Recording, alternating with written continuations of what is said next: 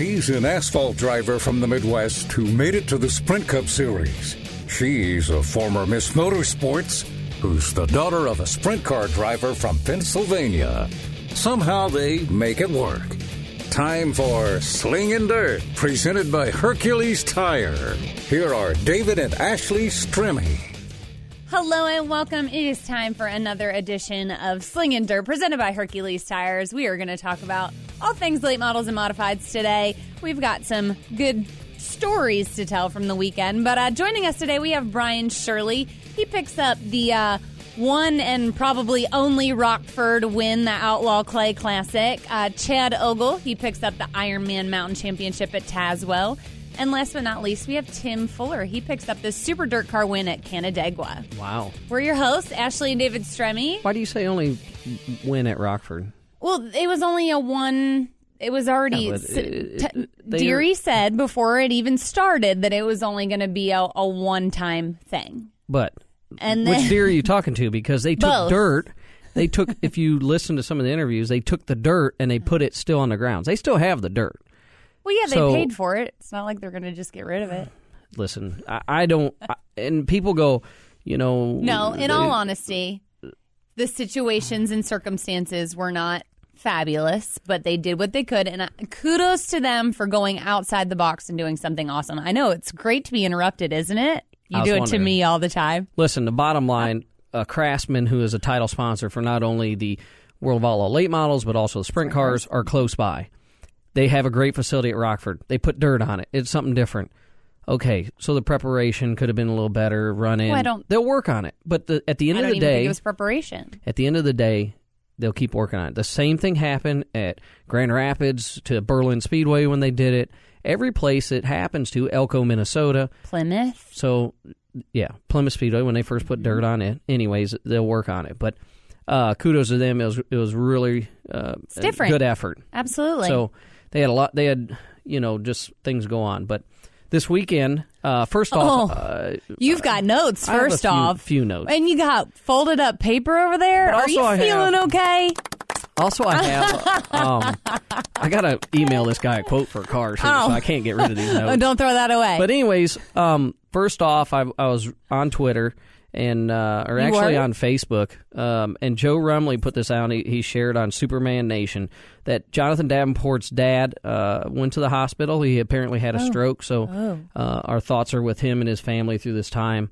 And that was just as of 2 hours ago. So, wow, I didn't know that. Same with Billy Smith, who's a crew chief for Kenny Wallace. His father went in and had a little heart problem, so he's in the hospital also. So. Well, and if you were just listening to Wing Nation, a personal friend of mine, Jake Walters, he is a sprint car driver, not a late model driver, but he's still a really good friend of mine, good friend of the family, was severely burned this weekend, second and third degree burns over 30 to 40% of his body. So our thoughts and prayers to him and his flipped family. Over and just caught fire, so it sucks. Yeah, another guy pulled him out, and that gentleman has third-degree burns all over his hands. So, anyways, we went to Princeton, West Virginia this weekend. Nice facility. We ended up picking a win up there, but hadn't been there in 6 years. Crazy place. Listen. It was really cool. Other than we parked right by the fireworks. Didn't really have anywhere else to park. It was a little exciting at the end when the fireworks were going off. It was impressive. They had a good fireworks show. But Joe Meadows, he picked up the win in the late miles. They had Chris Meadows. I don't know what race you were watching. Yeah, but Ricky Williams run second. They had a heck of a race going on. They had good supers there. But we missed out on, we didn't go to Bulls Gap on Friday. The AMS series. I think it sounded like it was a good thing we didn't go there. They tore some stuff. It was, Trent Young won there. He come from I think 17th or so in the field. But Brian Shaw put on a pretty good show. He come up, and I don't know what happened. Just him and Zach Stroop got together, and both cars got tore up. It escalated into a little altercation afterwards, and we didn't see either of them Saturday. So, anyways, but I did see... Saturday was impressive, though. Saturday, when they were unloading cars, I'm like, man, that place looked muddy. There's some body panels. Everybody's being out. But Saturday was great at Tazewell. Never been there. That place I'll tell you this.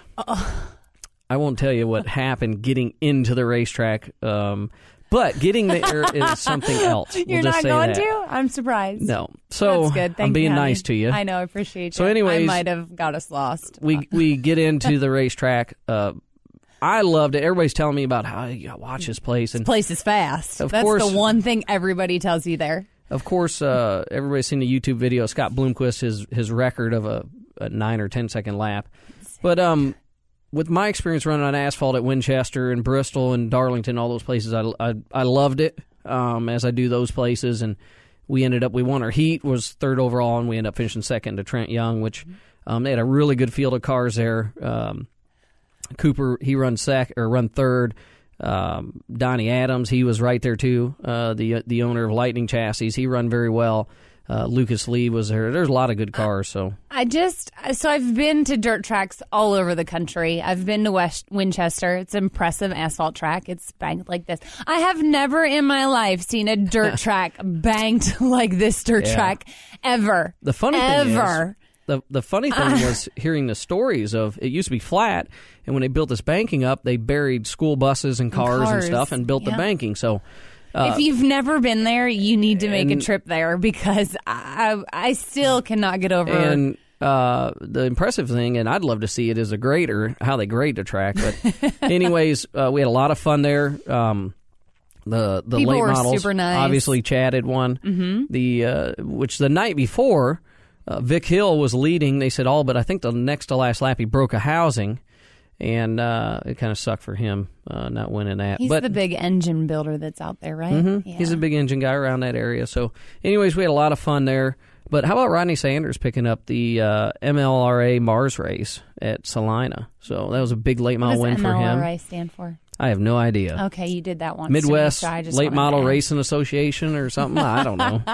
Anyways, he picked up a big win. Mason Ziegler up at Dog Hollow, 4,000 to win up there, and that's up in his neck of the woods of home area. So it was really cool to see that. And also Willie Milliken won there at I-95 along with Bentley. He ended up winning the modified part of it. It was like a 1,500 win modified show. So anyways, that was over at Clary's, and it was pretty fun there too. Mm-hmm. But how about Bobby Pierce is on a roll on this Hell Tour? Yeah, I was about to say Billy Moyer, but he was the one that wrecked and junked his stuff this weekend, unfortunately. But yes, Bobby Pierce is on fire. Absolutely. He is. I have some... you have some more notes? I just have a few notes. I mean, out of 12 races, Folks, he has 9... write this down. Okay, let me finish. They'd really like to hear this. Out of 12 races, he has 9 top 5s, 10 top 10s, and 6 heat wins, and 4 fast times, and obviously 6 feature wins, which is now, after last night, is 7. So he's done very, very well. But, I mean, it's just amazing at, the talent that's there, that's running in the area. Obviously, World Outlaws have gotten rained out, and some guys, I think it was Case Bolt. He went back over to Ohio because he was going to go back home anyways to regroup before they get their big Wild West tour.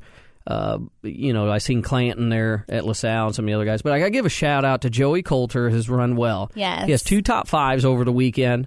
Definitely. Yes, he's definitely picking up, and him and Harold Holly and all of them are working hard. So it's really nice to see him, an asphalt guy that's gone dirt racing also. Dirt, absolutely. Yeah, so... But also, I know last night, besides Bollinger winning the big Hell Tour race at LaSalle, which is a big win for him, Ray and them, they drank a lot of Bud Lights up there with Kenny Wallace. I'd seen that. But they also have their Firecracker, I think it's 50 or whatever, at Shady Hill, a little place up in Indiana. They have every year, big 3,000 win. Jacob Poole ended up winning that. So my brother's going to run second, but he got spun, he said. Oh, no. Coming to the checkered, so... Oh. Well, you'll have that in big time auto racing. But he's doing better, so I was proud of him anyways, of his Love effort. It. Well, we are going to talk to Brian Shirley right after break here on Slingin' Dirt, presented by Hercules Tires on MRN.com. Slingin' Dirt returns in 1 minute on MRN.com.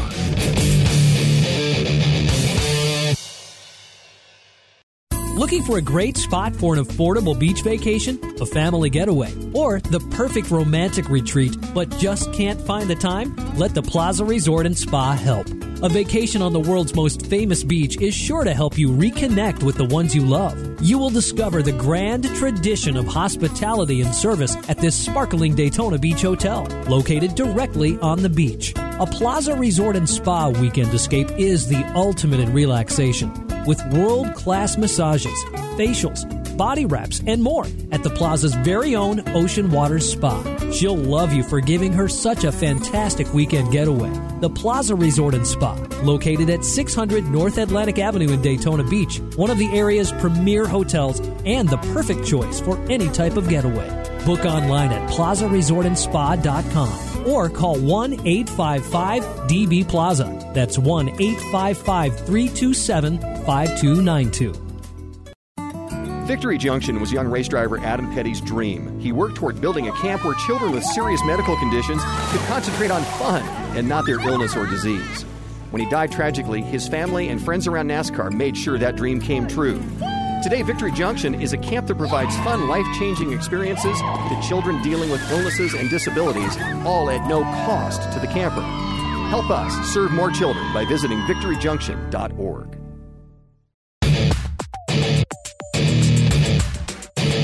This is Slingin' Dirt on MRN.com. Now back to Ashley and David Stremme.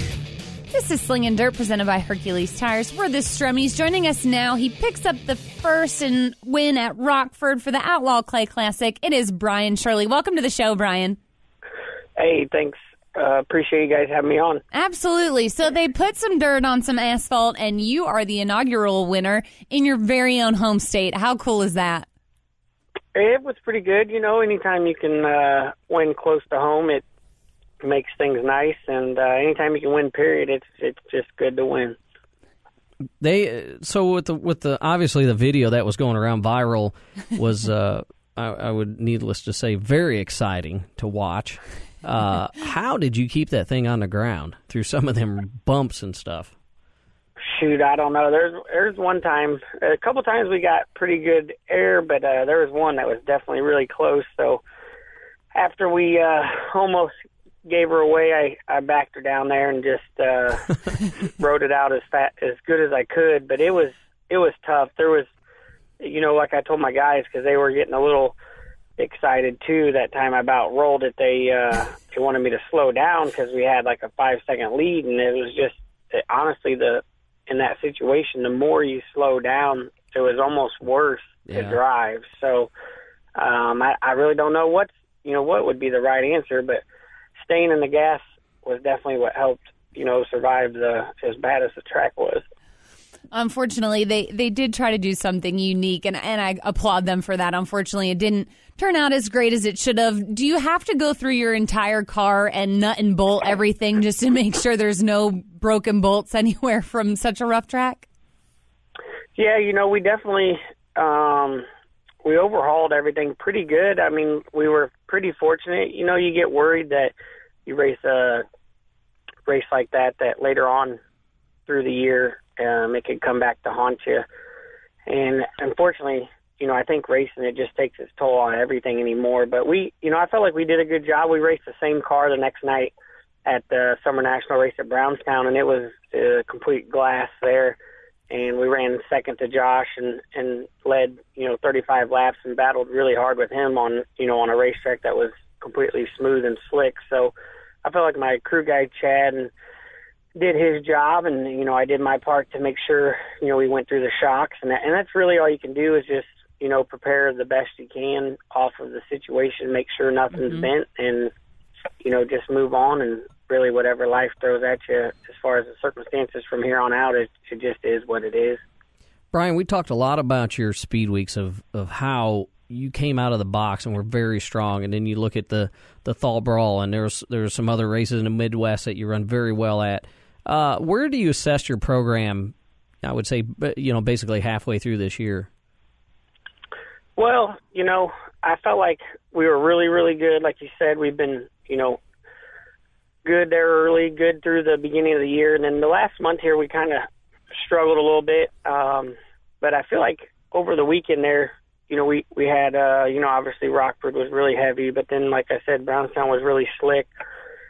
And I feel like we kind of got over the hump on the gremlins that we've been fighting. I actually talked to you a little bit about it there at Eldora, just some of the things that I've been trying to get better and what's been kind of holding me back from when we had success early in the year. So hopefully, knock on wood, we've got past the gremlin part of it and we can get back on track. And I think the season has a strong end of the year for us as long as we can keep it.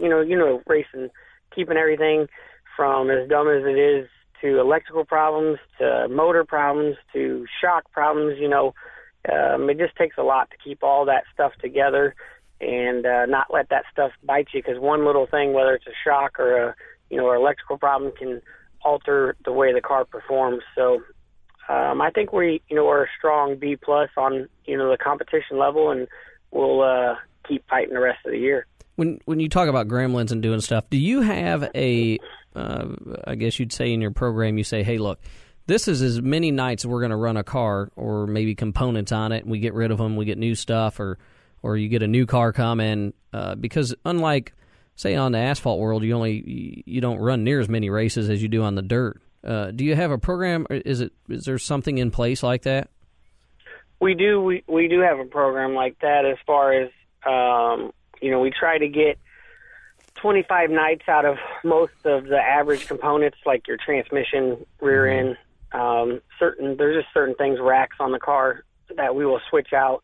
As far as the car, we do have new cars coming in August that we, if something bad would happen, being a startup team, this year with the new team, we probably could have used one more car to be able to rotate, but that's kind of where we was here the last couple of weeks. We've been fighting a car, and then, we decided to go back with the car that had been sitting in the front of the trailer, and it was just like a whole different program. I mean, it's just the way things are sometimes. Sometimes you got to change things up a little bit to figure out maybe what was wrong with the other car, and it's just how it is. There's always an A and a B, and sometimes A is better than B, and sometimes B is better than A. Do you think that a lot of guys, obviously we have the world, huge big crown races coming up, Knoxville, a lot of teams say, hey, I'm going to build a new car for it, or they keep a good car, and they'll just say when you go to how Rockford conditions were, or they go to a little race that's not in their series, do they take something that they normally wouldn't run? I don't think so anymore. I used to think people did that, but honestly, as tough as racing is anymore, I fully believe if you're going to go race in race period, you have to bring the A game. I mean, you have to bring your best foot forward. Yeah. I just believe that. I used to believe that you would, we used to savor our best car, but anymore, it's like if you're going to go race and waste the time, being away from your family and just taking away your life in general, you got to do it 100%. And as far as I'm concerned, it don't matter if we're going to Rockford. It don't matter if we're going to race for $1,000. If we're going to go race for $10,000, we are going to unload the best thing we have, and we're going there to win. I know. Spoken as a true racer. My wife's always like, why you build a new car? I'm like, because I always think new ones are better. I just like Now, my father-in-law, he's always like, you want that old car that's just wore out, and because those guys run the crap out of them, and that's their good car. That's the good one. That's right. Anyways. Yeah. Brian, go ahead. I was about to say, I do agree with new cars. I mean, I like the one car we have right now. It's really nice, but, man, I don't know. We had I feel like we had a lot of success because everything was brand new, at the beginning of the year. Yeah. We didn't shortchange anything. And so we are actually preparing the same thing. We have 2 brand new cars coming in August. We actually have another one coming in December. So we're not going to shortchange anything. We're going to get rid of the old, get new, and not going to say we wouldn't keep, probably maybe one of our favorite ones just to keep in the corner in case you have a measuring stick. But as far as I'm concerned anymore, I think building new is the way to go. You talk about that struggle. Does it weigh on your mind as a driver? Does it deter you? And then when you do get a win like you did this past weekend, does it really help the momentum get back to where it needs to be? For sure. It was huge. I mean, for me and my guys, I felt like over the last 3 weeks, even after Eldora there, when I talked to David for a little bit. I came home, and I mean, we've spent night after night after night in the shop. Even leading up to Rockford, you know, it was really a tough week because, you know, that whole week I didn't even get to see my family. My wife would ask me every day, you know, are you going to be open for dinner? And I live literally, you know, my shop's on the same acres as my house. So, you know, when you say, hey, are you going to be home for dinner? And you can't even walk 5 acres up to eat dinner with your family. And it's very tough, you know, and then at the end of the day, when we could win, it's more gratifying for the fact that there was a purpose of missing that time with my family, you know, because you never want to miss the time away from your kids or your wife, and it's hard. And so at the end of the day, when there's a light at the end of the tunnel and the hard work that your crew put in, and knowing that you stayed up every night till midnight, 1 o'clock, and we did that for weeks. You know, we had numerous 2 weeks there where we stayed up almost every night working and trying to find something, whether we had a brake problem for a little while, just everything. And the first couple of weeks, it didn't show any reward towards putting that much time. But then last weekend, we finally got over the hill, and it's like, holy cow, we feel totally good about going out west here and knowing that we have good enough hot rods to, win with these guys. You know, the funny thing I hear, and a lot of racers don't understand this. They think, hey, I can go buy a race car and we're going to win and we're going to run up front. As you talk about hard work, I can relate. We've gone back and we just stripped a car and we're like, look, we got to put in some work here and get busy. And it is rewarding when you see that. But a lot of guys, I think in this day and age, I'm not going to say majority, but some, they think, I'm just going to go buy this and we're going to go win and everything's going to be great, you know. And it separates people. And I'm glad to hear that you got rewarded for it, for the hard work and doing everything. Because a lot of people don't understand it. You got to put in some hours and just really sit down and know that piece of equipment when you go perform on the weekend. For sure. You know, and that's we're involved with Algar Motorsports here, and those guys, they're always, I mean, I'm telling you, they probably work in the shop, 4 days out of the week, till 11, 12 at night. I mean, that's the only way. It's, you look at Bloomquist, the time and effort he puts in. I know I talked to a friend of mine that talked to his wife, Katrina, and right there before, I forgot what week it was. I think right before he won the Buckeye deal, the $50,000 in Ohio, she said she hadn't seen him in a week. He'd been sleeping at the shop, and she's like, you'd think he was the slowest guy in the pit area right now, and he's probably one of the fastest guys, and he's spending even more time away from home because he's just that dedicated. So unfortunately in racing, and luckily we have wives like your wife, my wife, that understand that at the end of the day, we love them, and just because our brains are messed up and we somehow have these crazy ideas over these four wheels that they stick by us and then do the things they do and put up with us being in these damn tin barns. Hey, real quick, because you bring up wives, and I talked to Shane Clanton about this because I felt bad.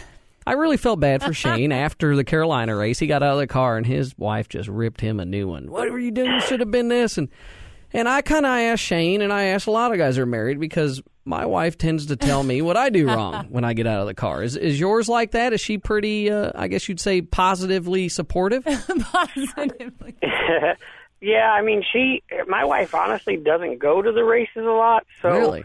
As far as getting out of the car, she never really gets in my ass. But like, she will definitely, when I get home, she keeps up with things. And honestly, it's like the year I won the Hell Tour. It was her. After the Dream, we come home, and I was pretty bummed out about, we sat on the pole for the Dream, and I thought we were going to have, one of our best shots to run good there, and I was devastated. And she flat told me, she said, listen, get your head out of your ass, go out there and prove to everybody that you're not slow. And then that year we ended up having one of the greatest years, we had to date. So yeah. I believe that the wife has their part to, kick us in the ass sometime. And when we're down, and we're human, we have our days where we might feel like we don't know what we're doing, or, are we really a good enough race car driver? And I think it's our better halves that come around and say, hey, listen, pick yourself up, quit whining, and get out there and get to work. Yep. I love it. You have me cheesing so hard right now. Oh, it's good, and that people don't realize. I mean, I love my wife, and we have this time of my life is tough with her because her being sick and stuff. But it's definitely my wife and kids are the main reason why I do what I do, and we're fortunate enough to benefit some of it. But it definitely wouldn't be possible if I didn't have them. I don't know that I would enjoy it as much if knowing that they got my back home here. That's good. That's awesome. Well, thank you, Brian. Good luck on your Wild West tour out there. We'll be keeping up. Appreciate it. And hopefully, I don't know yet because my wife's got to go do competition, but I'm going to try to make it to Fairbury up there and up to the Prairie Classic. So hopefully we'll see you up there. That'll be good. We look forward to hanging out with you guys. Always love when you guys are around racing us, and we appreciate you letting us get on your radio show, and hopefully we'll see you guys soon. All right. Sounds good. Thanks, Thank Brian. You. Yep. See you guys. See ya. Gosh, man, brought a tear to my eye. I thought I was he said crying. sometimes you got to get our head out of our ass, but that's right. That's I'm what just we're glad here for. I'm just glad my tear-offs are on right this weekend. I could see, so because I'm terrible at putting them on. But that's right. Anyways, absolutely. Anyhow, our next guest, he was pulling tear-offs this weekend at Tazewell for sure. But we'll be back to talk to him. It is Chad Ogle here on Slingin' Dirt, presented by Hercules Tires on MRN.com. Slingin' Dirt returns in 1 minute on MRN.com.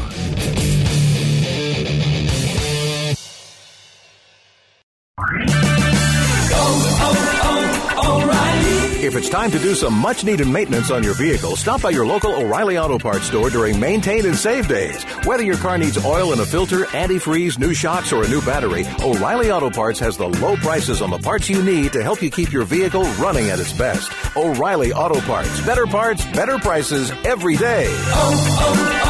O'Reilly Auto Parts. MRN's Winged Nation presented by Hercules Tire. Tuesdays at noon Eastern on MRN.com, the MRN app, and YouTube. Hi, I'm Donnie Schatz. I'm Shane Stewart. I'm Brian Brown. Steve Post and Aaron Evernham talk with the race winners and newsmakers. Hi, I'm Dale Blaney. Hi, I'm Sammy Swindell. Hi, I'm Paul McMahon. Winged Nation, live Tuesdays at noon Eastern, or on demand in the MRN.com Media Center, iTunes, and YouTube. Hi, I'm Stevie Smith, and you're listening to Winged Nation. When the smoke settles, the entertainment never stops. The life experience kind of outweighs youth. On race weekends, your favorite NASCAR personality is an everyday superhero. Kyle Busch driving for his life right now. But when they leave the racetrack, they're just like everyone else. Our lives are so much different than what people may think they are. I'm Susie Armstrong. Join me on a daily journey as we discuss the hot topics and engaging personalities of NASCAR Nation. Ned Jarrett's World of Racing, weekdays on the Motor Racing Network. This is Slingin' Dirt on MRN.com. Now back to Ashley and David Stremme. Welcome back to Slingin' Dirt, presented by Hercules Tires. If you're joining us live through the YouTube, you can see that the video is having a slight... I guess they can't even hear me on YouTube. I broke the camera. Anyways. Anywho. We have Chad. We do. We have Chad Ogle. He is the winner of the Ironman Mountain Championship. Welcome to the show, Chad. Thank you. Thank you for having me on today. Absolutely. So it was our first trip to Tazewell. Wow. A very crazy, interesting place. And you were able to pick up the win. You led flag to flag. Talk about just the Tennessee area and racing and what Tazewell means to you. Well, this is all I've done as far as, I've always raced at Bulls Gap and a little bit of Tazewell. And I've ventured down to Cleveland and places like that, and I've ran all right. I've won a race at Cleveland, but I just I think I mentioned it in my interview. I love racing at the Gap and Tazewell. You don't have to try so hard to hunt traction, so it comes easy, and Tazewell's just it's a ball.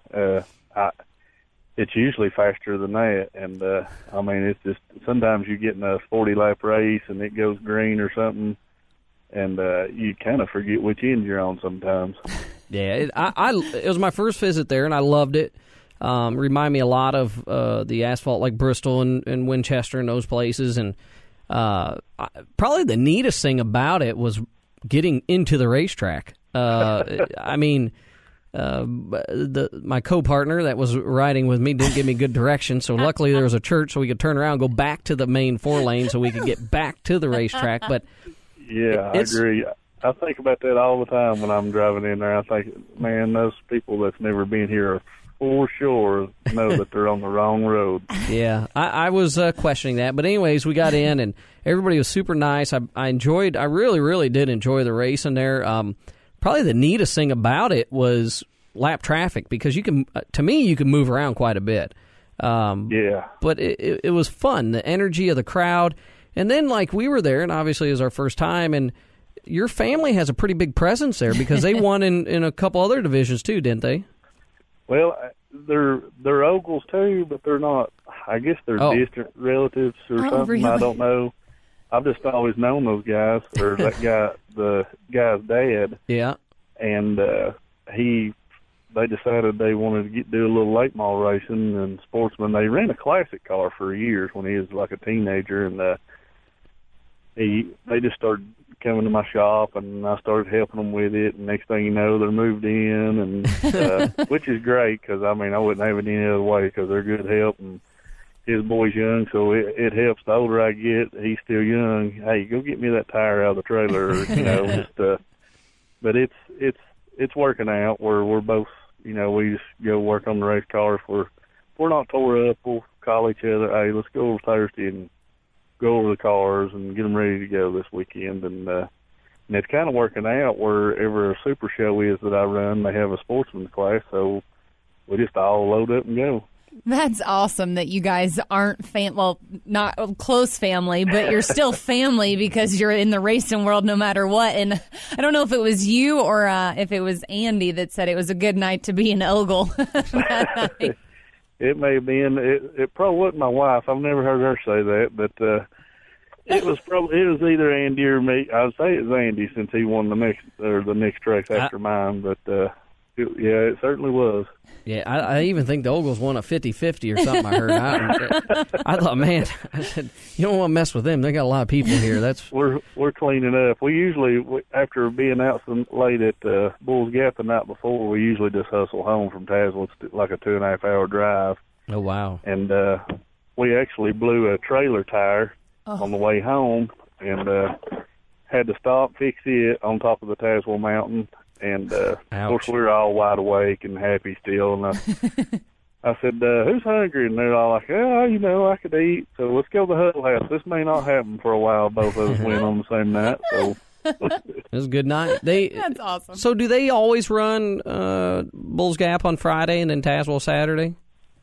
Not usually. Bulls Gap's been experimenting with some Friday night racing this year, and I think the car count's been there really well, really strong, and but the fans are struggling to get there on Friday night. And from what I see now, what they're taking in, I don't really have a clue. Just looking in the pits are full, but the stands are, kind of, they could be fuller if I. Of course, if I was a tracker owner, I'd want them hanging out of the rafters, but they've been experimenting with it a little bit, and I guess it just worked out. Tilly knows what he's doing as far as promoting. He's been hanging around Ray a lot and other promoters, and Tilly's been around it for a long time, so he knew when he could catch them good or not, catch a good class cars and stuff. That's the fullest Bulls Gap's been since the 90s. Back in the 90s, it was that full every weekend. I mean, that's what I was telling everybody. I said, it's like the old Bulls Gap. Huh. Well, we missed Friday. We went to Princeton, but we did, when we were at Tazewell, we parked next to Ray Cook, and obviously his the summer tour is coming up. Is that something you plan on running quite a bit? No, I would love to. I'll probably catch 3 or 4 races of it because it comes to Tennessee quite a bit. I mean, I would love to, but I'm like 98% of the racers. I've got a full-time job and can't take off and take off for 2 weeks and go racing. But I'll hit they'll have like a Tuesday night race down here at 411, which is in my hometown, and then Bulls Gap's got it, Smoky, and Tazewell again for the season ender for the finale for 10,000. Yeah. We'll definitely go back up there for that. I kind of feel bad because I feel like those guys have raced and they're wore slap out after 2 weeks of racing. And then here I am, pretty fresh. My stuff's pretty fresh. I go up there and try to take advantage of them being ready to go home, you know. Hey, that's by choice, that's him going racing, out. absolutely. Yeah, so, I mean, I'm just a paycheck racer, so I just go try to get a good paycheck. Now, I'm going to probably go Smoky this Saturday and try to tackle the Lucas boys. But okay. Lucas has been on keel, obviously, lately, so it'll be tough. He won the last one there at Smoky Mountain, so I look to him to be the one to beat down there again. Yeah. But, so they have, and Lucas Oil's at Fayetteville, then Friday at Cherokee, and then they're up at Smoky Mountain. So, Yes. and I would say, wouldn't you say, to me, the Bulls Gap, Tazewell, Smoky Mountain, all them tracks kind of, they really separate the boys from the men, don't they? Well, without tooting my own horn, yeah, I think so. I was talking to the Hoosier guy put it best, Puff. I don't know if you know him, but everybody in the racing world knows him. I said, what do you say? Because, you know, he talks to all the racers. I said, what do you say to somebody that's come here for the first time? He says, I know whether they're going to be bad or good if they got a smile on their face and you have to pry their fingers off the wheel, or if they haven't blinked yet and they're ready to get out of the car. Yeah. He said, they're not going to have no fun. And I thought, you know, probably so. Yeah. I remember when I started going to Tazewell, I was in open wheel and loved open wheel racing, and it was harder for me to get around that place in open wheel just because of the way the roofs were. Yeah. In an open wheel, you wanted to look up like you were looking at the moon when you're at Tazewell.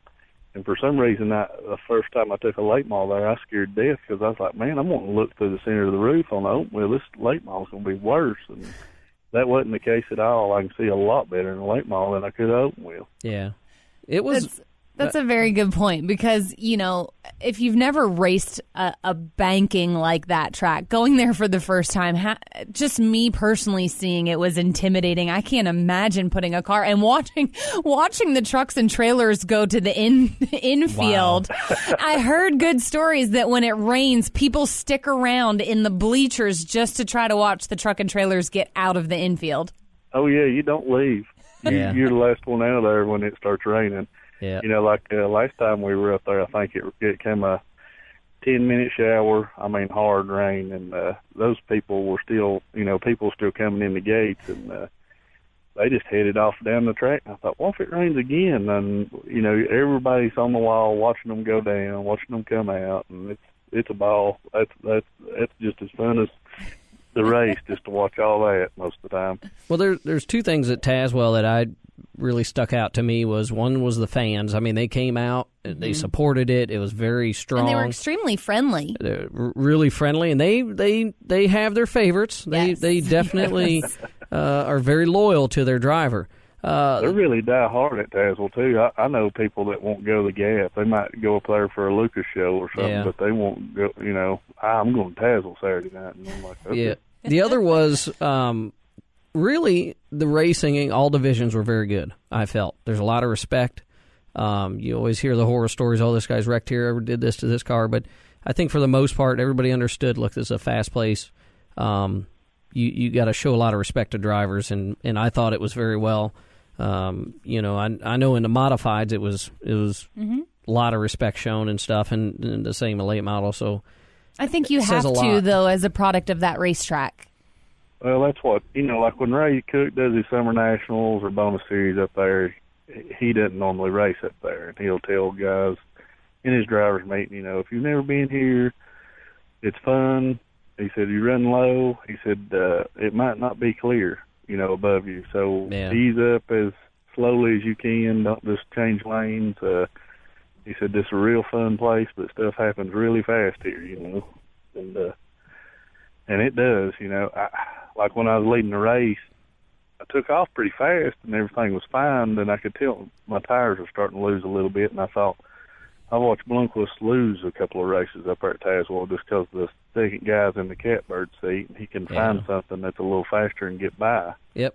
And so I just slowed the race down and cut the track in half. Now, you just trust that guy, which David last name. And I've raced Payne. I've raced with him a lot, and he's as clean a driver as there is. So I didn't care for him if he needed to rub me to win. Yeah. But I knew he wasn't going to wreck me to win. And so I just cut the track in half. So I kind of put the burden on him to make a choice of either running out, trying to lean on me but it's scary when you go to the outside of somebody. So I thought, well, I don't think he'll try that, even though it wasn't because he's not brave or something. He just got better sense. But they're wrecking us both, and that's what you do at Tazewell, just cut the track in half when you're out front. I know Blomqvist did it the last Lucas race up there and hit Jimmy off. Well, Chad, we appreciate you coming on the show, and we I think they have a modified race, Southeastern modified race in August up there that we're going to try to make it to, and hopefully we get to see you then. Well, I hope you do. Like I said, I've always loved open wheels. That's what I first started out of high school, and I had a Lightning, then a guy built me one, and then we started building our own with Performance with Jimmy, and then we all quit, and Jimmy kept building the LG2s, and we just kind of quit. But I've always loved open wheels. I was even talking to Flannery up there that Saturday, and I said, do you miss the late models? He said, yeah, I miss them a little bit more than open wheels. I said, I miss the open wheels worse than, I said, if they'd come back strong around here again, I'd be in an open wheel, Yeah, well, they're trying to. They're trying to make a comeback with them, so hopefully we'll get to see you in them. Awesome, Chad. We appreciate you being on the show. Thanks again. Thank you very much. Absolutely. Love it. It was neat. It's really neat to listen to a dirt racer talk about the speed there in banking, but really from what I've got to race on asphalt, I mean, I thought the place was fast. It wasn't like when I go to Winchester in Indiana is what I'm talking about. That place is fast when you're on asphalt. Same with Bristol, Darlington, but for me, it wasn't fast speed-wise. It was just things happened fast. When one guy would wreck, it would just everything happened really quickly. When you look at most dirt tracks, aren't banked that much. Sure, absolutely. So most guys don't have that experience, and that's what'll separate them really, really fast, the guys. But it was a really neat place, and really look forward to going back there, and I'm glad that Chad picked up that win there. Well, speaking of experience, we're going to talk to a guy who has a lot of that. It is Tim Fuller. He's coming up next here on Slingin' Dirt, presented by Hercules Tires on MRN.com. Slingin' Dirt returns in 1 minute on MRN.com.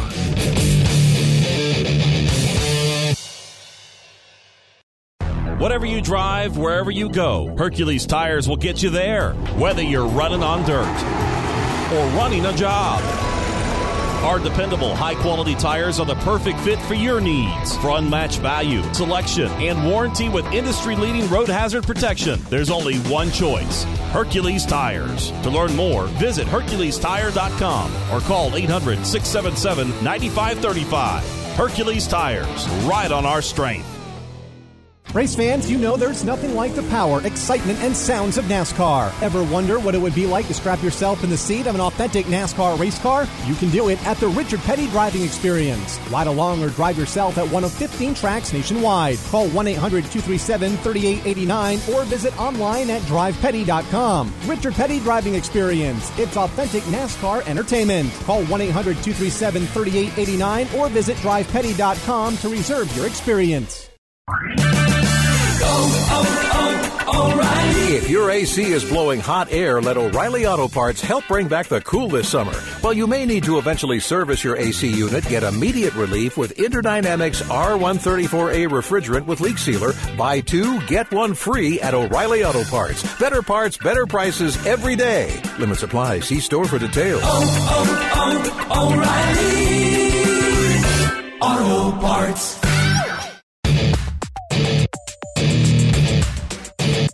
This is Slingin' Dirt on MRN.com. Now back to Ashley and David Stremme.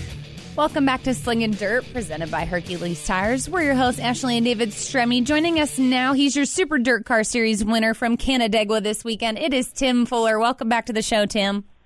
Hey. Thanks. So, a win at Canandaigua. You beat Matt Shepard, and you had a pretty good battle with him at Williams Grove. You came up a little short, but it's good to see you on the top side of things again. Yeah. Last year was a learning curve, really. After being away from the modifieds for 7 years when I run the World Outlaw deal, and then I come back. Hard to believe in 7 years things changed that much, but they did. And, we really hit our stride there toward the end of last year and picked up in Florida, and it's been pretty good ever since. When you talk about last year when we had you on the show for the World Finals, you talk about it being a learning year and trying to get back in things. But is there stuff that from the late model side you kind of brought over that you go, hey, we used to do this over here, I think it'll work on the modified? Well, we're doing some of that, but believe it or not, they're two totally different cars. That straight beam front axle in a modified changes everything. Where a late model's on A-frames. Yep. Trust me when I tell you, they're two different animals. But they drive a lot alike when they're right. But the thing is you can't apply the same things. You think you can, but you can't. And that's one of the frustrating things is everything you learned in a late model, you'd love to be able to incorporate that into a modified because you'd have an edge. Just doesn't work. No doubt. So you're the Super Dirt Car Series point leader right now. Is your plan, since, this is your full in force back in the series, to run the entire series? Or are you going to do some more local stuff? What really is your plan? The plan is to go on the series as long as it keeps going well. Everybody wants to win it. I won it, 10 years ago. It's what pays. It's what pays at the end. And, we're going to follow it. And that's providing everything goes the right way. But if, say you have a few bad runs, fall back in the points, it's not worth following it to finish fourth or fifth. That you can go to better paying events. And, you may have to miss a series race or something and go somewhere else to offset that. So, but the plan is to Super Dirt Series, and it's going good now, and we'll see how long we can carry that. Well, I hope it carries on at least to Sharon, because that's where I know I'm going to go to Sharon when the Super Dirt Car Series is there, and I hope to see you there as well as many others, because you always put on a great show. But with Eldora coming up, I mean, you going to at least make it to there, through that race? Yeah, oh, definitely. It's always good to go out to Eldora. I kind of miss that about that place, and it was fun to run there and everything, and actually had some success at Sharon too. So, looking forward to that trip. It's a long schedule, especially for the modifieds. I think this is the biggest schedule the modifieds have had in years, and you need some equipment to back this up, and we're going to have to start. Changing some things out here because, of the 100 lappers. And, there's some 60 lappers and 75 lappers, but there are a lot of laps, and there's some grueling laps on this equipment. So as long as everything maintains, we should be good, but I'll definitely see it, Sharon. I know it's interesting you talk about the long schedule, because most of the big block guys we talk to, they're like, well, we'll just stick around, the New York, Pennsylvania, that whole kind of area, because there's really good paying races during the week and other, I guess you'd say, non-sanctioned races that are paying well, and a lot of guys enjoy just running that instead of the big travel. Yeah, and that's just it too. And I've rethought this whole schedule that I'm doing because, they trap you to racing on the weekends to get your home track points. Because in order to go into this point system, you better have your 1,000-point home track bonus. Or I wouldn't run a home track on the weekends because it doesn't pay. But I would just run specials only. I mean, it'd be a lot better to run all the big money shows and not run 3 hours down the road for $1,500 to win because it's your home track. Yeah. That just doesn't make any sense to me. But just to do the specials, and there are specials that we have to miss because we have to go to the Super Dirt races, which, when you're in the points, that's what you have to do. But, I'm starting to rethink things in my older age here that maybe I'd just rather just free spirit it and just go into some of these bigger paying shows and do what I want to do. So one more question I have for you before my wife has something she wants to ask. Is the Super Dirt Car Week and the obviously with not being at Syracuse this year. They're going to be there at Central New York Raceway. And it sounds like that track isn't going to be done in time. What are your thoughts, or have you heard any more? I try to always ask all the big block guys where you think it's going to happen, and we've kind of heard Oswego. Nobody really knows. Have you heard anything yet? I heard Oswego was Plan B, and I think that Central New York is not going to be done. I'm not even sure if it'd be done next year. Wow. They just haven't done anything. So, look at that. They put dirt on paved racetracks before, and they've turned out pretty good. And that Oswego is a nice place, and I'd like to see it there. I think I run one pavement show there. It's a nice facility and it's big. I don't know if they can come into an agreement with the owner of the place or not, but it's not bad, and it's still in Central New York. So I've heard grumblings about Williams Grove. I don't know if that's a really good idea, but Port Royal would be better.